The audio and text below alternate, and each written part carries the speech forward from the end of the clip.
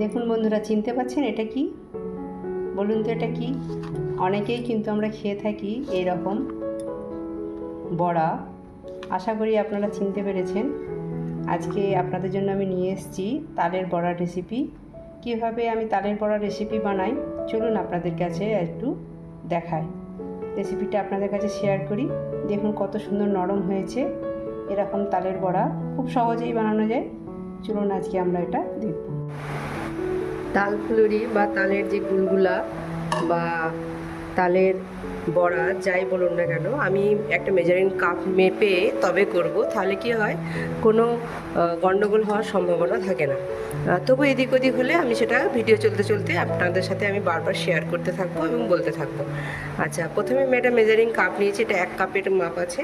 আমি এতে 1 কাপ মতো তালের মাড়ি নিয়ে নেব।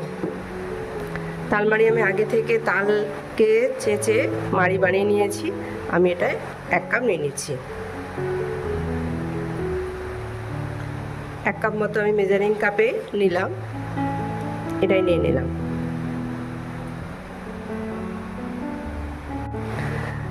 যেহেতু এটা আমি ফ্রিজে রেখেছিলাম, বেশ ঠান্ডা আছে।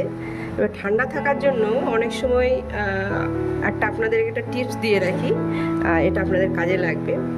ফ্রিজে দেখুন আমরা তো রেখে দিই অনেক সময় তালের পাল্পটাকে বা মাড়িটাকে, তো হয়ে যায় কি এই ঠান্ডা তালের মাড়িতে যখন আপনারা কাজ করবেন অবশ্যই একটু গরম করে নেবেন, একদম হাত ছোঁয়া গরম, রুম টেম্পারেচারে গরম। কেননা কি হয় বলুন তো, এই যে ঠান্ডা তালের মাড়িতে যদি আমরা তালের বড়া বা তাল ফুলুরি বা তালের গুলগুলা যেটা বানাই, তাতে কি হয় তেলের ওপর যখন আমরা ভাজবো তখন সেটা তেলটা প্রচণ্ড বেশি টানে। কিন্তু এটা যদি টেম্পারেচারটা রুম টেম্পারেচার বা একটু গরম গরম থাকে হালকা, তাহলে কিন্তু তেলটা অতটা টানে না। এটা আপনারা লক্ষ্য করবেন, আমি কিন্তু করে থাকি। আমার ঘরে তো সবাই বলে, আমি আমার ঘরের বড়দের কাছে এটা শিখেছি যে অবশ্যই ফ্রিজ থেকে নিয়ে একদম ঠান্ডা ঠান্ডা এটাতে অবশ্যই তেলে আমরা দেবো না, এটাকে আমরা একটু হালকা গরম করে নেবো। তাই আমি একটু এটাকে ফ্রিজ থেকে বের করেছি যেহেতু, আমি একটু গরম করে নিচ্ছি।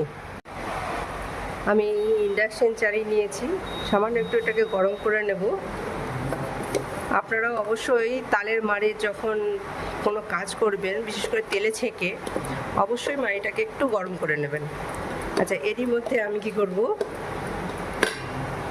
সামান্য একটু নুন দিয়ে দিচ্ছি একটু মিষ্টিটাকে ধরার জন্য, খুব সামান্য।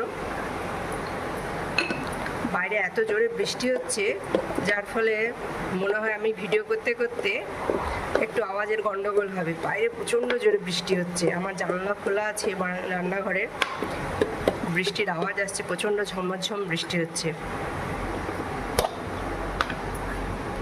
আচ্ছা, আমি এর মধ্যে গুড় দিয়ে দিচ্ছি। মিষ্টির জন্য আমার একটু গুড় লাগবে, চিনিও দিতে পারেন, অপশনাল এটা।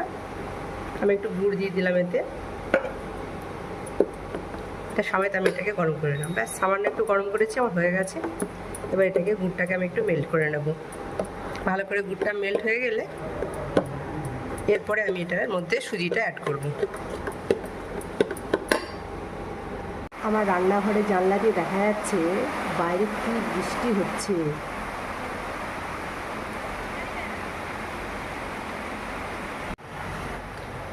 আমি যে আপনাদের সাথে নানা রকম এসব ভিডিও শেয়ার করি, আপনারা আমাকে অনেক ভালোবাসা দেন, অনেক পাশে থাকেন, সেই জন্য আপনাদের সবাইকে অনেক ধন্যবাদ জানাচ্ছি।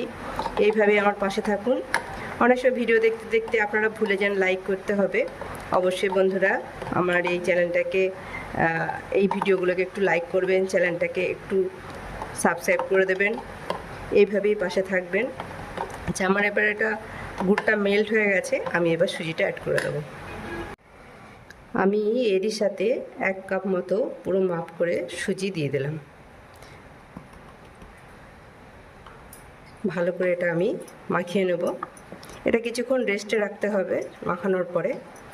যদি মনে হয় যে একটু টাইট লাগছে, তাহলে আমি এর সাথে একটু তালের পাল্প অ্যাড করব। আর যদি দেখি যে না মোটামুটি নরমই আছে, খুব একটা টাইট হয়নি ডোটা, তাহলে আমি আর অ্যাড করব না। যদি কারো কাছে পাল্প কম থাকে তাহলে একটু জল অ্যাড করে দেবেন।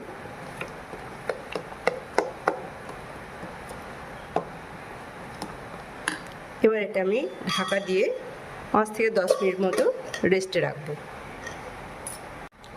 10 মিনিট হয়ে গেছে, রেস্টে আছে। দেখুন এটা প্রচণ্ড গাঢ় হয়ে গেছে। এতটা গাঢ় এটা ঠিক নয়, ভালো হবে না। তাই আমি কি করব, এর সাথে আর একটু তালের পাল্প আমি এটাতে অ্যাড করছি। যদি আপনাদের আসলে কি বলুন তো, এটার পরিমাণটা এই জন্যই গণ্ডগোল হতে পারে। এই দেখুন আমার পাল্পটা কত গাঢ় গাঢ়। কারো যদি একটু পাতলা হয় তার হয়তো তাড়াতাড়ি মানে এতটা গাঢ় হতো নাও হতে পারে। তাই আপনারা 10 মিনিট পরে রেস্টে রাখার পরে একটু দেখবেন। যদি দেখেন যে প্রচণ্ড এটা শক্ত শক্ত হয়ে গেছে তাহলে আপনি একটু পাল্প অ্যাড করবেন। আর যদি দেখেন যে না মোটামুটি ঠিক আছে তাহলে আর দরকার নেই। এই যে এই থিকনেসটা এবার ঠিক আছে, আমি সামান্য একটু অ্যাড করেছি, এটা এবার ঠিক আছে। দেখুন এইরকম থিকনেস লাগবে। আমি কড়াতে তেল চাপিয়ে দিয়েছি, তেলটা বেশ গরম হয়ে গেছে। এবার আমি একটা একটা করে তালের বড়াগুলো ছেড়ে দেবো এর মধ্যে।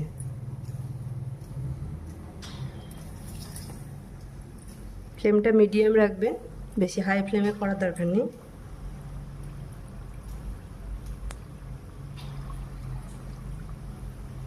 আস্তে আস্তে সবগুলো আমি এবার দিতে থাকবো।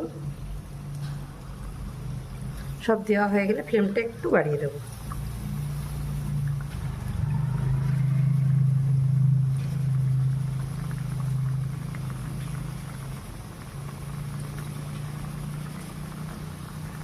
এরকম করে আমি সবইগুলো দিয়ে দেবো, সব ভর্তি করে দেবো এটা।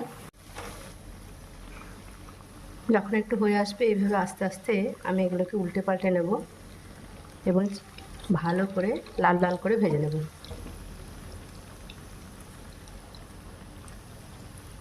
এরকম আস্তে আস্তে উল্টে নিতে হবে।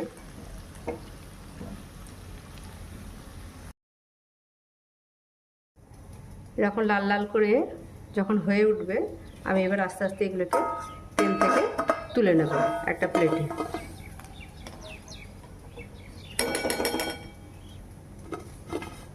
এই দেখুন এই রকম কালারের তুলে নিতে হবে।